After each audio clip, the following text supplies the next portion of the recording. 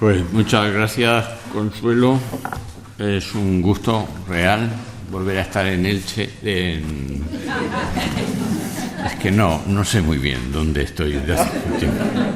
Volver a estar en Jerez. Vengo desde Elche, no desde Valencia, porque ayer pasé. Volver a estar en Jerez apenas un año y medio después de estar aquí mismo, en esta misma sala, en este mismo lugar, hablando de otras cuestiones, aunque de paso y de soslayo también hablamos de esta. Me van a ustedes a permitir una parte de la impedimenta académica, que es justificar por qué les hablo de esto y por qué acepto invitaciones a hablar de esto, cuando yo soy un sujeto que se dedica a la filosofía y en particular a la antropología filosófica. Y además me parece que forma parte de no solo de la transparencia de lo que en el mundo académico se llama autoridad, si alguien puede hablar realmente o no respecto de un asunto, sino de que enmarquen ustedes lo que les voy a decir. Para serles sincero, yo creo que si no hubiera ocurrido esto que les voy a contar, yo no estaría aquí, no habría leído la Agenda 2030, no la habría estudiado, no me habría interesado por sus asuntos, porque leer la Agenda 2030 es una penitencia que si uno se la adjudica a sí mismo gratuitamente, pues ahí hay algún problema de conciencia, hay algún problema de escrúpulos. El texto es insípido, anodino, está repleto de tópicos manidos hasta, no voy a decir, pero saben ustedes hacia dónde se dirige la expresión que he empezado, ¿eh? Y uno aprende poco leyéndolo, pero aún así es un texto representativo y es un texto además que seguramente define, explicita muchas de las líneas de fuerza, de los cambios sociales, de las direcciones políticas, institucionales, estatales, transnacionales que están dando forma a nuestro tiempo y que aspiran a dar forma al futuro. Así que, pero si yo lo leí fue porque el presidente de la institución a la que pertenezco, el presidente de la Fundación San Pablo CEU, inquieto yo creo por avisos que le hacían personas de su cercanía, y que por cierto ahora mismo están bastante en mi cercanía, pues me pidió que la leyera y que hiciera un informe, recomendando o no recomendando que nuestras instituciones,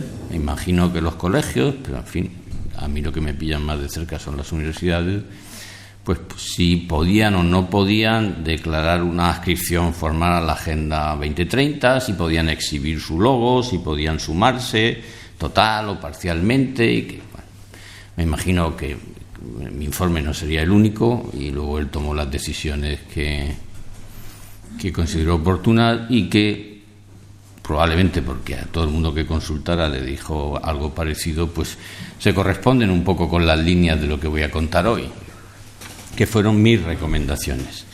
Pero llegado a este punto tengo que hacer un par de salvedades. Como ha contado Consuelo, cuando me invitaron yo no era rector, era profesor de filosofía, acepté como profesor de filosofía, estoy aquí como profesor de filosofía, hablo a título personal y en mi propio nombre. El rigor del protocolo pide que si uno es rector no se presente en ningún otro sitio de ninguna otra forma, y pues está bien hecho, pero sepan ustedes que no estoy exponiendo una línea de naturaleza institucional, ni estoy representando a la institución de la que soy rector hace muy poco tiempo, estoy representando solo las conclusiones de mi estudio, que es verdad que formaron parte de una recomendación al presidente de mi institución.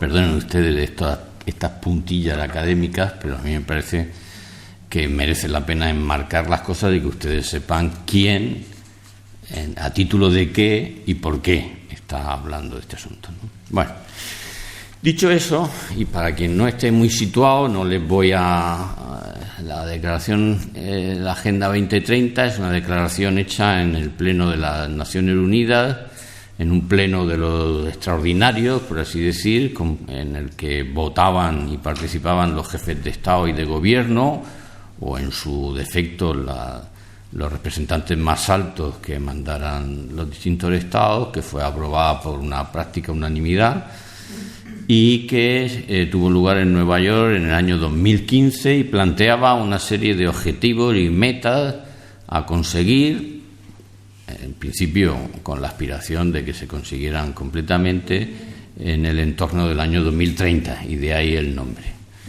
Los objetivos son 17 y luego los objetivos se desglosan en metas, que son normalmente aspiraciones más parciales, y son 169.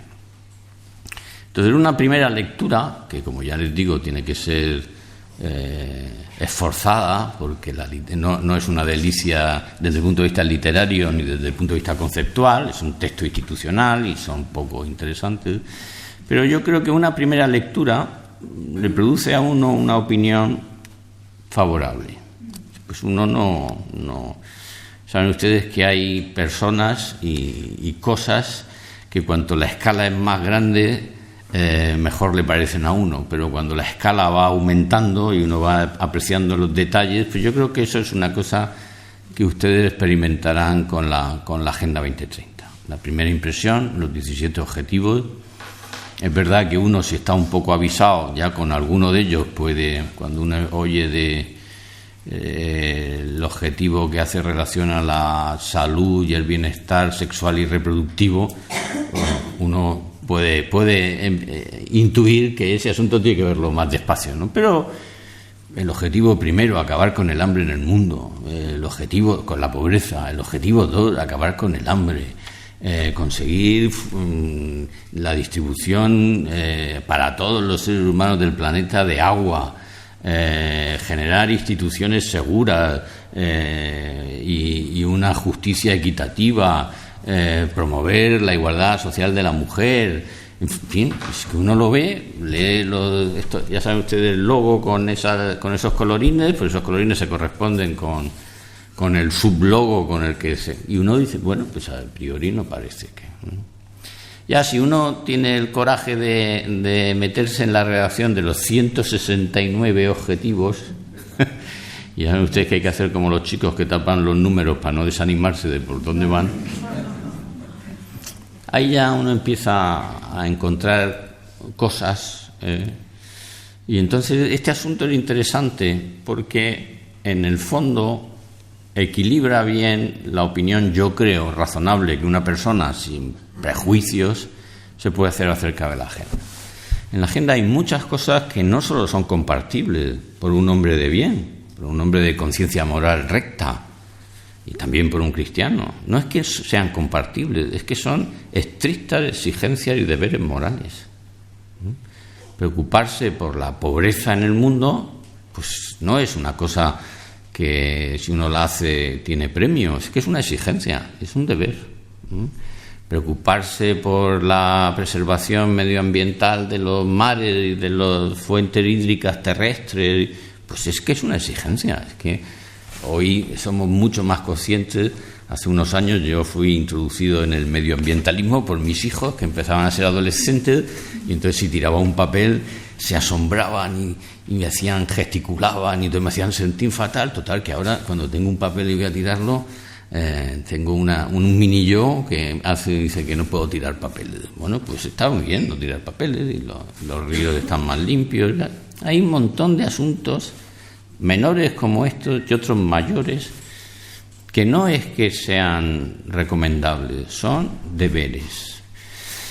Poner negro sobre blanco que esos deberes son políticas que tienen que promoverse institucionalmente, difundirse mediáticamente, educativamente, no solo es bueno, es muy bueno. Y por tanto hay muchas cosas que en un nivel primero uno no solo no puede repudiar, sino que puede asumir, y puede asumirlo con conciencia de estar poniéndose del lado de lo que debe y de lo mejor. Otra cosa es si son así todos, y entonces hay que decir que no son así todos, ¿vale? De los 17 hay 3 que yo creo que para una conciencia moral bien formada y para una conciencia cristiana plantean graves problemas. Problemas que son irreconciliables con un planteamiento moral íntegro. Desde luego, los contenidos en el punto sobre la salud sexual y el bienestar reproductivo, porque uno se encuentra con que la Agenda 2030 es matizada pero declaradamente abortista. Hay algunos pasajes de los objetivos que se corresponden, de los metas que se corresponden con el objetivo, que hablan de la evitación del aborto y que lo califican como una experiencia no deseable o que es preferible poder evitar. Y esos pasajes a uno pues le resultan edificantes. Pero la propuesta que hay para evitar eso es una educación sexual y una planificación correcta de mano de los Estados y de las instituciones, y aunque no se llegue a explicitar, uno puede tener la constancia de que se está hablando de políticas de planificación que incluyen el aborto y la difusión planetaria de los métodos anticonceptivos y de las formas más invasivas de la medicina al respecto de la fertilidad humana. Así que ahí no es que haya algún problemita, ni que sea un asunto de matiz, porque si uno sigue leyendo se va a encontrar en esos mismos metas, se va a encontrar un montón de cosas. De hecho, y es significativo, al respecto en la redacción de ese objetivo, al final, en la versión que yo he leído, aparece un asterisco. Yo la leí en inglés y en castellano. Aparece un asterisco.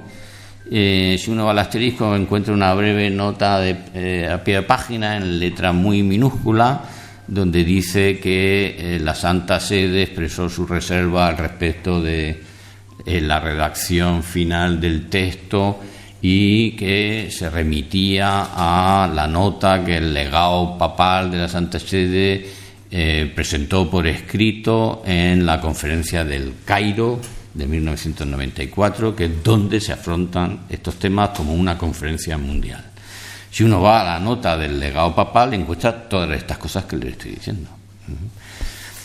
Esto es importante porque con frecuencia se escucha a personas de ámbitos muy variados, también de los que podrían formar parte de un auditorio como este, decir que la Agenda 2030 es asumible, que es una decisión de naturaleza táctica, que en el hecho de asumirla o no asumirla están involucrados puntos de vista ideológicos, y que si se trata del conservadurismo católico o del progresismo católico. Mire usted, se puede decir lo que uno quiera y se puede adobar como uno quiera, pero hay cuestiones como estas que no son negociables ni discutibles, y además hay base textual y documental. Entonces, quien no lo sepa es porque no lo quiere saber, porque no lo busca, ¿no? Y en este aspecto hay más cuestiones, porque, y este es un tema interesante porque cruza toda la agenda, la redacción es de suyo ya una asunción no declarada del punto de vista de lo que conocemos como la ideología de género. La sexualidad es descrita como el ejercicio del género, y el género no está vinculado a la identidad, a ningún soporte de naturaleza biológica. La sexualidad aparece como el ejercicio de una potencia de la que se sigue bienestar y realización, que no aparece vinculada ni a la procreación ni a los procesos demográficos, y que a lo que aparece vinculada es a la salud y al bienestar.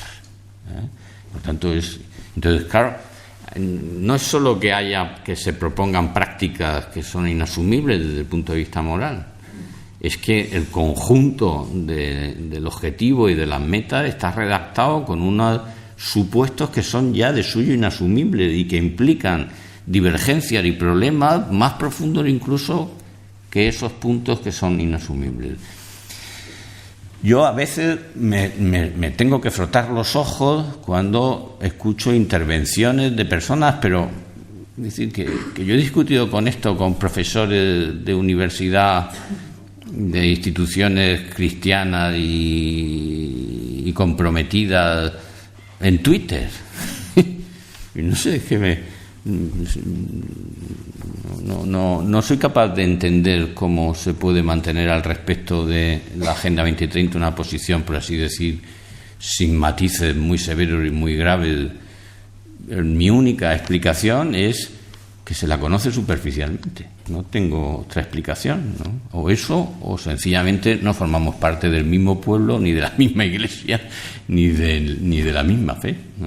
Bueno, ni siquiera de la misma racionalidad moral, ni siquiera de la misma posición moral en términos naturales y racionales, ¿no? Pero otro tanto ocurre con otros elementos. Hay otros dos que no son tan netos, no son tan explícitos, pero son manifiestamente difíciles de asumir, que son el que se refiere a la igualdad de género, ¿no?, y el que se refiere a la educación.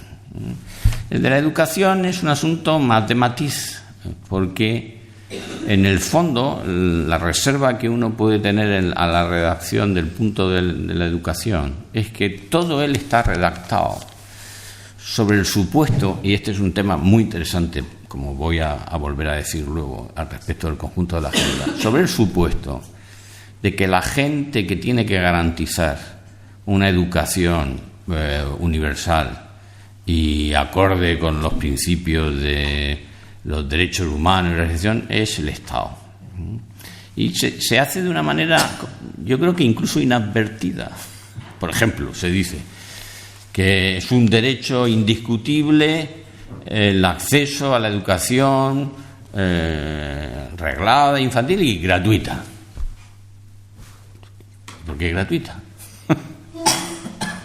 ¿Qué se está dando por supuesto cuando se dice que la educación tiene que ser gratuita, como un derecho universal?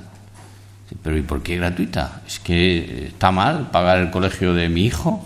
¿Está mal promover que haya iniciativas sociales y privadas que resuelvan ese asunto? Porque tiene que ser claro, la gratuidad se corresponde o con instituciones sin ánimo de lucro y además con un patrimonio suficiente para sostener semejante actividad. No basta que sea mi universidad, la fundación que la sostiene, sin ánimo de lucro, pero claro, cobra. Nadie tiene beneficio, pero claro que cobra. Entonces, pues mi universidad no podría. O sea, mi universidad no forma parte de los agentes que colaboran. Mi universidad, los colegios del CEU, los colegios que son muchísimos, que no tienen como institución el ánimo de lucro, pero tampoco tienen un aporte dinerario por el que puedan convertirlo en gratuito. Entonces, hay un montón de matices de este tipo, ¿no? Por ejemplo, una recomendación que lleva, no les voy a mortificar con las expresiones literales, pero lleva a pensar que el acceso a la instancia educativa, a las instituciones, a los puestos de profesorado, tiene que ser equitativo. Dice, pero ¿qué significa equitativo? Pues en ese contexto equitativo significa cuota. Significa que las instituciones tienen que cuidar de que los varones y las mujeres, pues que forman un claustro universitario. Esto, yo ahora en mi universidad están muy nerviosos porque mi nombramiento es de hace 8 o 9 días y claro, tengo que nombrar a los vicerrectores y luego tengo que nombrar a los decanos. Y entonces con las personas de confianza con las que he hablado, de personas, que en fin, tal, uno de ellos me dijo, que no se te olvide lo de las mujeres. Me quedé y le pregunté, porque estaba completamente fuera de juego. Dije, ¿qué es lo de las mujeres? Y me dijo, que solo has puesto a una. Y dije, bueno, ¿y? Dice, pues, les va a parecer fatal. Digo, ¿pero a quién? Dice, a las mujeres. Digo, no me puedo creer que a las mujeres de mi universidad les parezca eso fatal. Luego me di cuenta que aunque solo había puesto a una, había bajado el número de vicerrectores, con lo cual podía presumir de que tenía más mujeres en el rectorado, ¿no? Y entonces ya lo dije, no, pero si yo he aumentado el porcentaje de mujeres en el rectorado, ¿no? Sinceramente, me parece un insulto. Si yo nombrara a una señora, a una de mis profesoras, vicerrectora de algo por ser mujer, se lo ocultaría. Me parece ofensivo, sinceramente. Y me parece ofensivo quitar a alguien porque es varón y necesita una mujer. Es que no soy capaz de concebirlo. Aquí está eso como una línea de fuerza. Como no se habla de las cuotas directamente, pero se habla de equidad, de equilibrio, de igualdad en el gobierno, en las instituciones. Bueno. Pero este aspecto a mí me parece que reúne este reparo, que entiendo que era importante, para mí lo es, pero es cierto que es un asunto.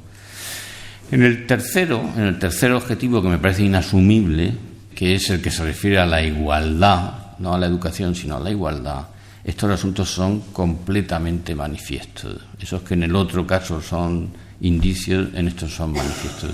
Y el lenguaje, las proposiciones, las suposiciones, son todas ellas de lo que, ya saben ustedes que si dicen igualdad de género, quien les oiga van a saber lo que ustedes piensan ya, porque esa es una expresión que solo utilizamos los que creemos que la igualdad de género forma parte de una ideología. Pero ciertamente lo es. Ahora, estos dos rasgos que he señalado, el del estatalismo y el de la ideología de género, no afectan solo a estos 3 puntos, afectan a toda la declaración de la Agenda 2030. Toda ella está escrita en un lenguaje que hoy es políticamente correcto. Toda ella, de punto a final. Con lo cual, si desde el punto de vista de los objetivos resulta que de los 17 hay 2 del todo inasumibles, 1 solo con reservas, pero todos ellos están escritos desde la suposición de que el agente con carácter planetario sobre el que descansa la responsabilidad y la iniciativa de llevar a cabo todos estos objetivos y todas estas metas es el Estado, entonces uno se encuentra ante un documento que no ya, bueno, usted y yo en general somos partidarios del Estado, pero una cosa es el Estado y otra cosa es el estatalismo. Y en la agenda, ese predominio, ese protagonismo del Estado como agente planetario del bien cobra carácter estatalista. Y se nota en la desautorización casi implícita que hay de otras instancias, tanto institucionales como sociales. Por ejemplo, les recomiendo que si la van a ustedes a leer, cojan ustedes un rotulador o algo y subrayen la palabra religión cada vez que aparece. Encontrarán ustedes con que la religión es una cosa poco importante para la Agenda 2030. Y si vuelven ustedes sobre el contexto semántico en el que aparece, se encontrarán ustedes con que muchas veces aparece junto a otros términos en los que se dice que no puede haber marginación por causa de raza, de género o de religión o cultural o lo que sea. Con lo cual, de una manera implícita, pero muy predominante, la religión es una instancia de la que se siguen marginaciones o discriminaciones que no son asumibles. Yo no soy filólogo, pero si un filólogo estudiara los supuestos en la estructura profunda del término, se encontraría con que la religión es una fuente de conflicto, de discriminaciones, de desencuentro, de violencia. Y sorprendentemente, si hacen ustedes lo mismo con la palabra deporte, que aparece muchas menos veces, encontrarán ustedes una loa propia de Virgilio acerca de los valores que el deporte, los valores filantrópicos, culturales, de encuentro, de relación. Sorprendente, porque como ustedes saben, yo no soy muy futbolero ni nada de esto, pero cada 2 o 3 semanas los profesionales del fútbol y los aficionados aparecen dándose galletas en la tele o en cualquier sitio. O sea, decir que el deporte no es una fuente de conflicto es una cosa realmente sorprendente. Será fuente de otra cosa, pero desde luego es fuente de conflicto. Entonces, esa diversidad de tratamiento pone de manifiesto el punto donde, a mi juicio, se verifica que no es que se le conceda al Estado un lugar relevante, que lo tiene y lo tendría en cualquier declaración de este tipo razonable, sino que hay un estatalismo, y eso es en el neutralismo moral que respira. Cuando se habla de pluralidad, de tolerancia, de diversidad, de inclusión, lo que se está diciendo es que nadie tiene una instancia de juicio al respecto de lo que es mejor o peor, y por supuesto nadie está autorizado a pretender participarla y comunicarla con sus vecinos, con ciudadanos, compatriotas o congéneres. El neutralismo del Estado en realidad es la posición moral que destila la Agenda 2030 en su conjunto. Y estas cosas, como ustedes comprenderán, son una lectura y una interpretación de carácter personal, y por eso he empezado, pero un profesor lo único que tiene es reputación, como antes las mujeres, entonces si la pierdo, he perdido lo peor.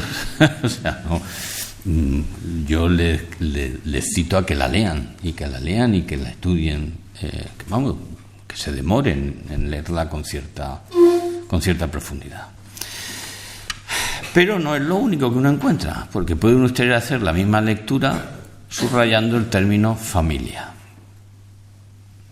Y este es todavía un poco más llamativo, porque buena parte en primer lugar, porque el conjunto de las tradiciones del planeta y de los sistemas sociales del planeta coinciden, sin haberse puesto de acuerdo, en que la institución vertebral del orden social es la familia. Incluso aquellos países que han padecido regímenes que de manera explícita e intensa han procurado la disolución de la sociedad familiar como un elemento del sistema social. Todos los países totalitarios, como el soviético o el chino, declarada y manifiestamente.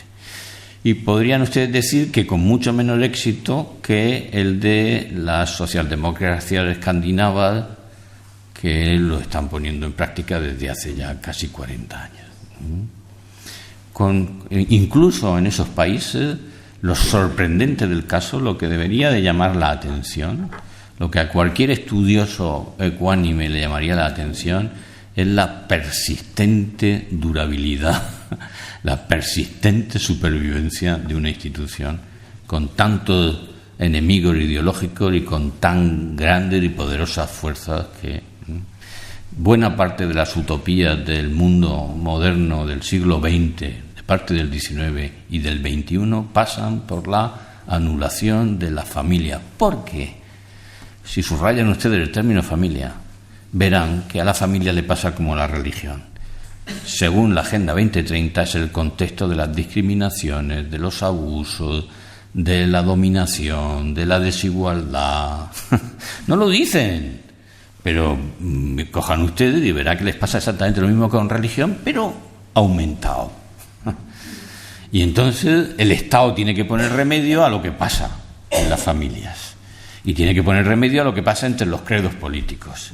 Y tiene que poner remedio a lo que pasa entre las etnias supremacistas. Y tiene que poner remedio, entonces al final uno lee la Agenda 2030 y sabe quién lleva el sombrero bueno y quién lleva el sombrero blanco y quién lleva el sombrero negro. O sea, ustedes el código de John Ford y el western de los años 50 y 60 para saber quién era el bueno y el malo.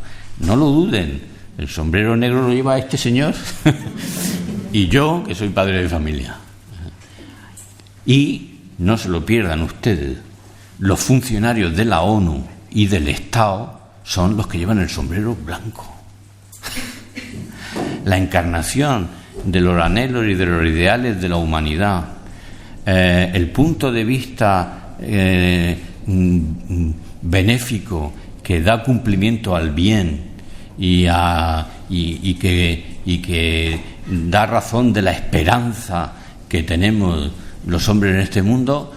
No sé si se habían dado ustedes cuenta o no, pero están en la oficina del catastro, en la Consejería de Sanidad, en la Dirección General de Tráfico, y ahora entenderán ustedes por qué a la que uno se descuida, todo funcionario se cree en la condición de podernos dar una soflama acerca de por qué tenemos que inscribir la finca rural en el catastro de otra manera como lo hemos hecho. Bueno, no tengo ni idea. Dice, o por qué los periodistas que trabajan en un medio público y que quieren hacerlo y que lo hacen tal, pues creen que están en el punto de vista, que ocupan el lugar donde está el punto de vista desde el que comparece la justicia, la equidad, la solidaridad y el amor entre los pueblos.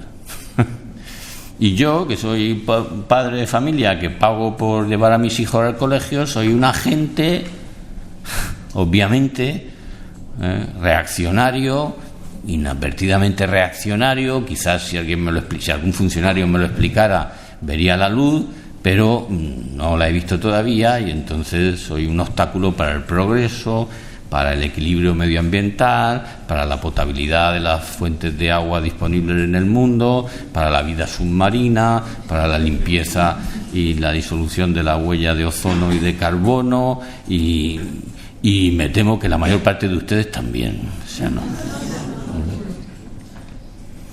Entonces, no he querido, o sea, no es verdad, se me va, pero no creo estar exagerando. Quizás lo haga, pero entonces es inadvertido, y lo tienen ustedes a su mano y lo pueden leer.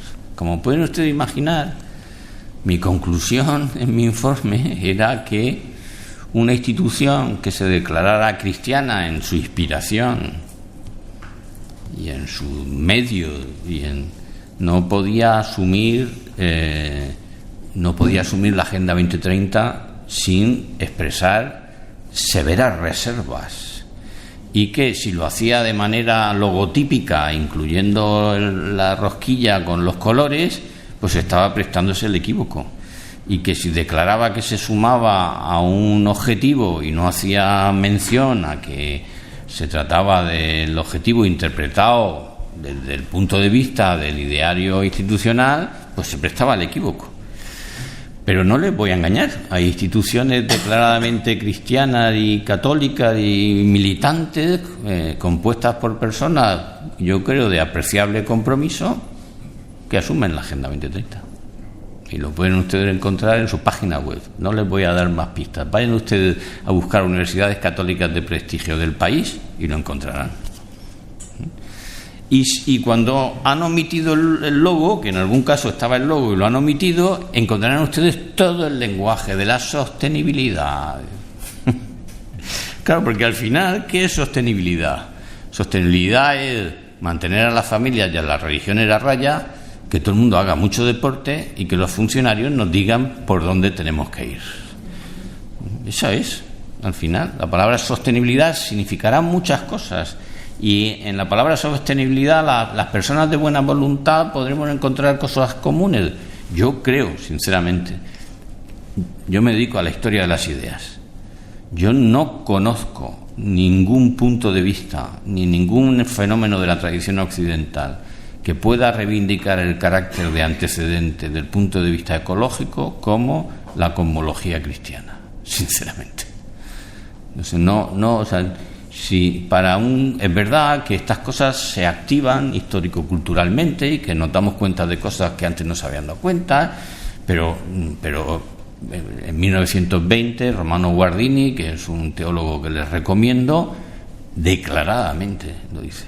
Dice una cosa todavía más interesante para nosotros, en el contexto de un acto organizado por la CDP. Dice que lo que caracteriza a la condición de laico, que es una figura cuya nitidez empieza a atisbarse a principios del siglo XX, finales del XIX, principios del XX, él lo dice en los principios del XX, dice que lo que caracteriza con nitidez a la figura del laico y le da una visibilidad hasta ese momento brumosa, es que sobre el laico fiel de la Iglesia del siglo XX recae la responsabilidad de la custodia del mundo como en ninguna otra época había sido posible considerarlo.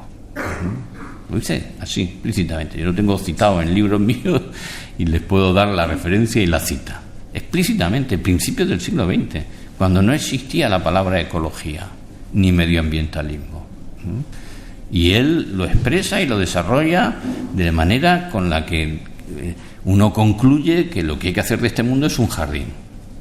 Cosa que, por otra parte, si uno lee el Génesis, es una conclusión obvia. Ya, pero las conclusiones obvias no lo son. Las cosas no son obvias hasta que se hacen manifiestas.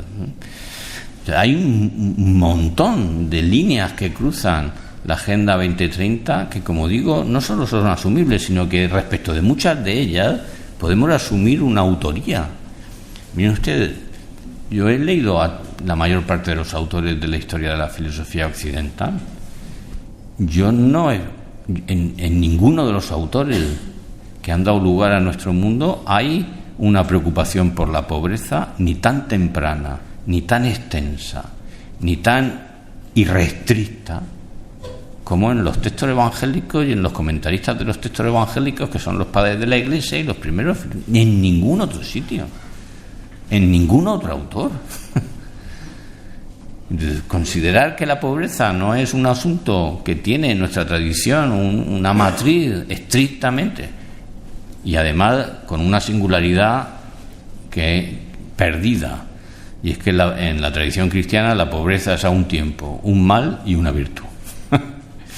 Con lo cual el pobre es al mismo tiempo alguien a quien hay que ayudar, pero es también alguien a quien en cierta medida hay que imitar. Semejante dignificación de la pobreza no existe en ninguno de las propuestas morales, incluso las más elevadas de las propuestas morales de nuestra tradición. Entonces, claro que hay muchas cosas que compartir, pero sinceramente, en mi opinión, es una opinión, pero es la opinión de alguien que ha tenido que estudiar por oficio lo que le estoy comentando. O es una frivolidad, o es una superficialidad, o es un misterio que yo soy incapaz de desentrañar, cómo instituciones declaradamente cristianas pueden asumir e incorporar su colaboración con esos fines, muchos de ellos loables, sin poner las cautelas y las reservas que permitan soslayar el equívoco al que se puede inducir y al que en cierta medida se invita. Como la autoridad del académico es siempre discutible, y es bueno que sea discutible, yo le animo vivísimamente a que lean ustedes una brevísima conferencia, la que dio el actual nuncio de su santidad en España, don Bernardito Auzúa, la que la dio la lección magistral que dio el 27 de enero en la Universidad CEU Abad Oliva en Barcelona, invitada por el rector. Esa conferencia yo se la voy a mandar a Consuelo en PDF. ¿Cómo? Y permitan ustedes que esto me haga gracia. Como le invitaron a decir cuál era la posición de la Santa Sede al respecto de la Agenda 2030, y él al principio de la conferencia se queja porque le dijeron que lo hiciera entre 15 o 20 minutos. Esto seguro que algún conferenciante habitual que hay aquí, como mi amigo Enrique García Michael, que es una de las glorias que tienen ustedes en estas tierras, gloria poética y ensayística, ahora a uno le están dispuestos a ponerle un avión y llevarle a Düsseldorf para que hable 15 minutos de una cosa. o vamos, te dan un viaje en transatlántico pasando por la isla de Egea para ir a no sé qué sitio y hablar 10 minutos y te vuelves. Dicen, no, pero si yo estoy dispuesto a hablar más, si no queremos que hable usted más de 10 minutos. Por eso le dijeron al pobre nuncio. Pero eso tiene la fortuna, tiene la consecuencia afortunada, voy a ser en esto un poco malévolo, de que incluso al nuncio, que es un viejo y avezado nuncio diplomático, como le obligaron a hablar en 15 minutos, se le entiende. O sea, se sabe lo que piensa. Se ve que lo sacaron de su medio y entonces ya, si tenía que comprimir y ser muy conciso, uno lo le dice, pero mira, si el lenguaje diplomático en boca de un diplomático, pero sé que, pues eso, léanlo. Porque ahí empieza con una amabilidad diplomática y sincera, diciendo que la Iglesia supone que hay mucha gente de buena voluntad y con intenciones loables impulsando la agenda, que la agenda en sí misma, como acuerdo planetario de los estados para la promoción de muchas causas morales que son no solo aceptables sino recomendables, pues es un hecho loable. Y a partir de ahí empieza a contar cuáles son las reservas de la Santa Sede respecto de la Agenda 2030, que les pone en 5 puntos que yo les voy a mencionar. Es verdad que esas reservas son las de un legado pontificio que es un diplomático, y por tanto se las voy a mencionar porque no son exactamente las mismas que les he puesto yo, que soy un profesor de filosofía. Él, en nombre de la Santa Sede, pone 5 reservas. La primera dice que es el idealismo de la Agenda 2030 y menciona un pasaje literal del primer objetivo, que es la finalización de la pobreza, y dice que es un objetivo eliminar la pobreza en todas sus formas y en todo el mundo. Y entonces nuestro reverendo nuncio y legado pontificio dice que eso es un idealismo que pone de manifiesto un cierto carácter utópico de la agenda, y está bien, y es así. Pero bajo ese utopismo idealista hay algún otro asunto, y el asunto es que la humanidad, unida y constituida como un agente unificado bajo el auspicio tutelar de las Naciones Unidas, es capaz de acabar con el mal en el mundo. Y eso no es un idealismo, eso es una secularización de la función mesiánica de Cristo en una institución transnacional. Y ese aliento está aquí. Es verdad que lo lee uno y dice, qué utópico. No, si el problema no es que sean utópicos, no, si ya sabemos que no lo van a conseguir. Si el problema es que están planteando que la humanidad congregada, cor unum, con un solo corazón, bajo el auspicio tutelar de los funcionarios estatales de las Naciones Unidas, es capaz de acabar con la pobreza en todas sus formas y en todos sitios. O sea, el cielo en la tierra. Y a eso ya no es, eso no es. Claro que el lenguaje diplomático es un idealismo utopista. El lenguaje comprensivo del fondo y de los supuestos de ese idealismo utopista es un mesianismo secularizado, cuya sede se ha localizado institucionalmente en un agente transnacional que tiene sus delegados en las instituciones estatales y pluriestatales del planeta, entre las cuales, por cierto, destaca como agente principal la Unión Europea. La segunda dice que es un nominalismo declaracionista, dice el nuncio, y legado pontificio. O sea que en muchas de las declaraciones que hay una especie de maximalismo que es más un mero nominalismo. O sea, los filósofos a eso le llamaban, los filósofos escolásticos le llamaban flatus vocis, o sea, flato, por hacer una traducción mala. O sea, flatus vocis, mera voz vacía. Pero debajo de eso hay otro asunto que es muy interesante. Y es que este transnacionalismo, que es un mesianismo secularizado, cuya sede agencial, o sea, cuya sede agente capaz de actuar con efectividad, se ha localizado en el organismo transnacional de las Naciones Unidas, genera una nueva lírica mundial.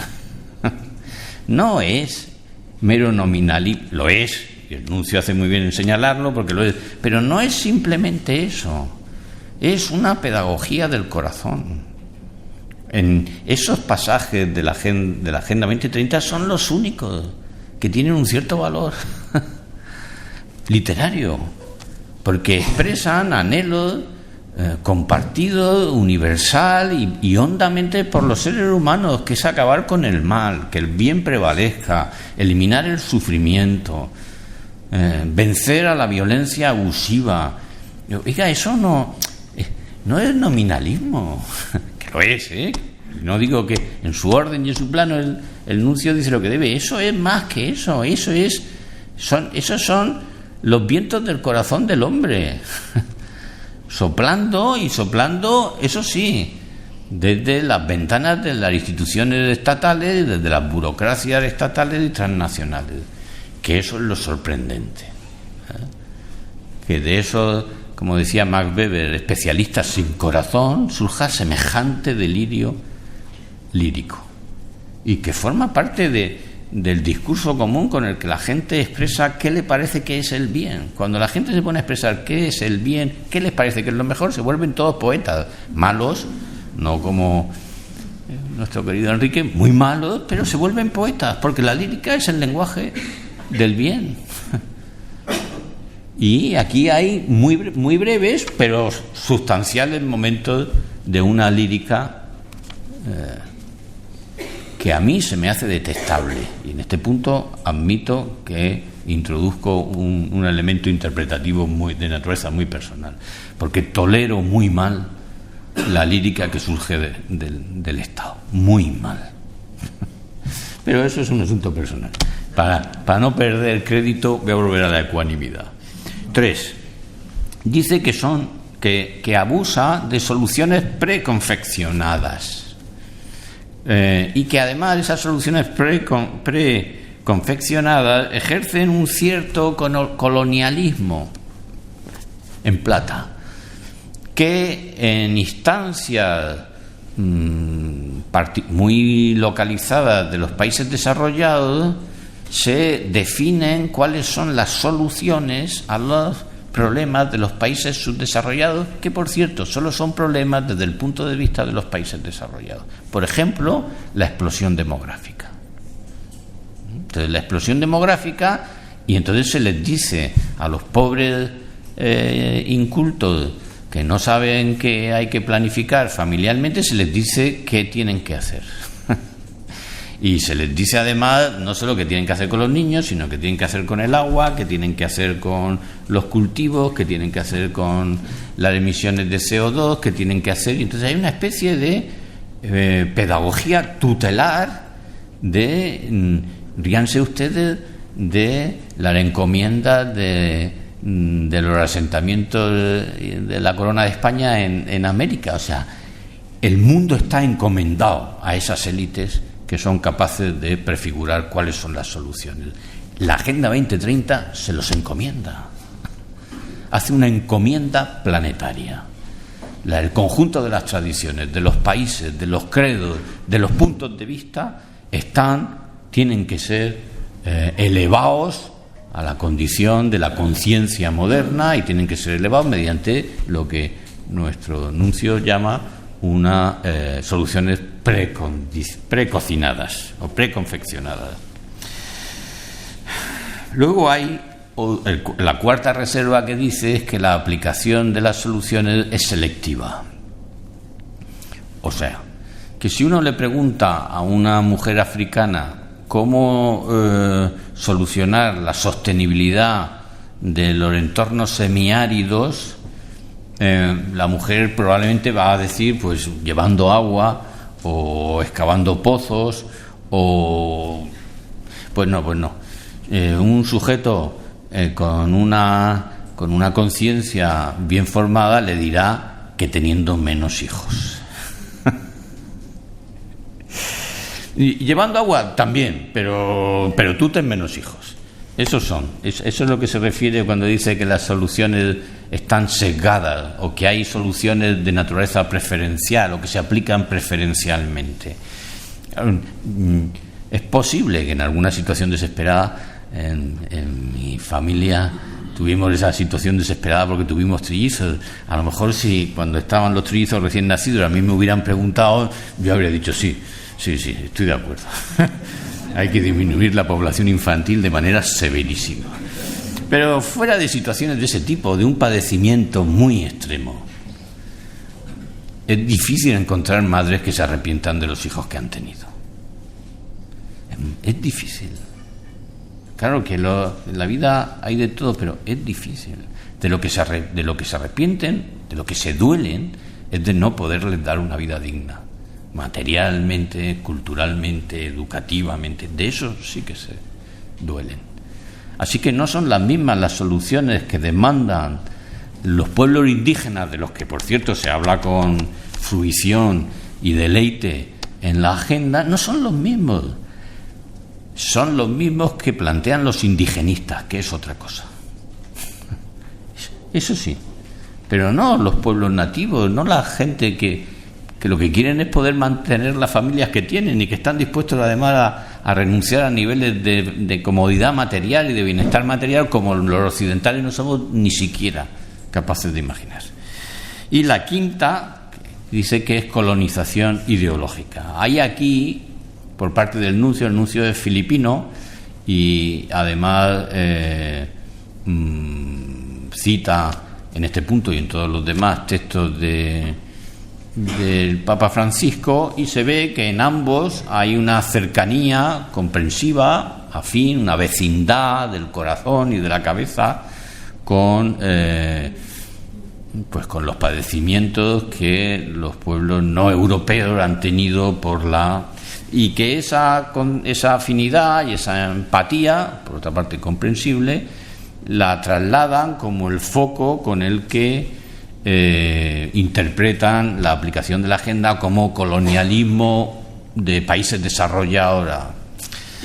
Y ciertamente eso es así, pero eso mismo se puede comprender desde otra perspectiva, y es que lo que hay es una aspiración planetaria a convertir la modernización secularizadora de la tradición europea de los últimos 2 o 3 siglos en el patrón de la prosperidad y el progreso mundial. Y ahí ya los que somos europeos y no hemos padecido ese expolio que han padecido muchos pueblos indigenistas y sencillamente no nos hemos dejado seducir por la Ilustración, lo que vemos no es colonialismo, lo que vemos es ilustración, secularización, modernidad en el sentido, yo me tengo por moderno, pero modernidad en el sentido en el que de una manera declarada y explícita se pretende la sustitución de cualquier elemento trascendente de la existencia humana y de las sociedades humanas por elementos intramundanos que lo sustituyen en la medida de lo posible, pero con el horizonte utópico de que esa medida de lo posible sature las expectativas del corazón humano. Pues, ¿qué me parece a mí que explica que este punto de vista que yo les he contado no sea tan unánime como creo que lo merece?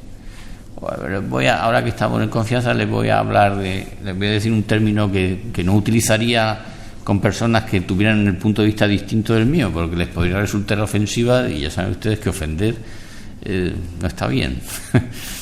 Pero a mí me parece que es un problema del grado de alfabetización. Los pedagogos hablan de la alfabetización profunda. Leer es una actividad susceptible de perfeccionamiento. Y el perfeccionamiento de la lectura es un proceso de extensión vasta. Lee mejor el que más sabe.